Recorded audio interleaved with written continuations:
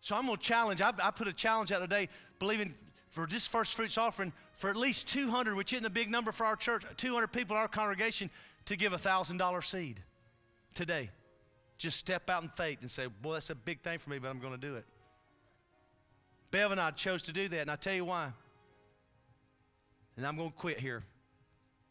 There's something about it. This year, 5,777 is a Hebraic number. And I read it this morning. It says it's the only time it'll happen for 1,000 years. Then I got to thinking, the blessing, the curse goes to the third generation, but the blessing goes to 1,000 generations. And I got to thinking, could we give a seed to God and trust Him not only to bless us and let us break into God's cycles of blessings, but even generations to follow us could move in it.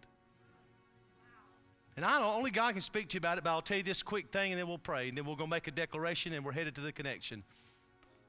But I believe today's a decisive moment for those of us who want to get out of the box and follow God. I was watching TV, I was going through the channels, and this TV preacher was on there, and he was talking about a $1,000 seed, and I thought, oh, I'm going to get past that because he's going to get me.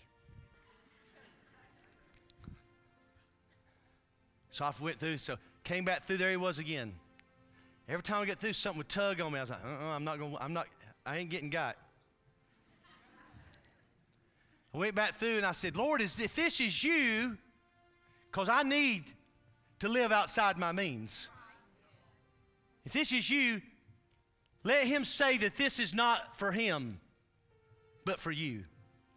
As soon as I said that prayer, this man said, if this is for me and not for God, let my tongue cleave to the roof of my mouth and let me never speak another word to God's people. I said, I grabbed my credit card out. I called that number. I busted that seed. Then I felt terrible regret. I was like, he got me. He got me. He got me. Daniel, can I tell on you just a minute? You know, Daniel Hughes was in the connection. He gave me some money. Daniel did. I put it in my pocket. This girl came up, she said, would you pray for me? I said, yeah. I took her hands. God said, don't pray. He said, the answer's in your pocket. I went, got out, gave her to her. She started sobbing. She said, that's the exact amount of money I need. You know what happened? Her husband went on to get saved, who then died. All through that act. Oh, Daniel was so funny.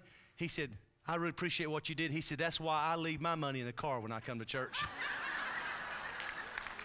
He said, not that I won't give it, but I want enough time to walk out there and really think about it before I come back in again. Get it.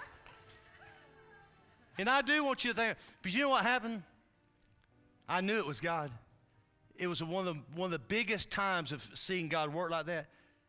The next 30 days, this calculated, $35,000 supernaturally came into our hands in the next 30 days outside our normal income, so that we could bless and do and give and do all we wanted to do around the world with different things. I'm just telling you, God needs people who can break into that kind of living beyond our means, with heavenly resources flowing into your lives and into the church, so we can continue to do everything God wants us to do.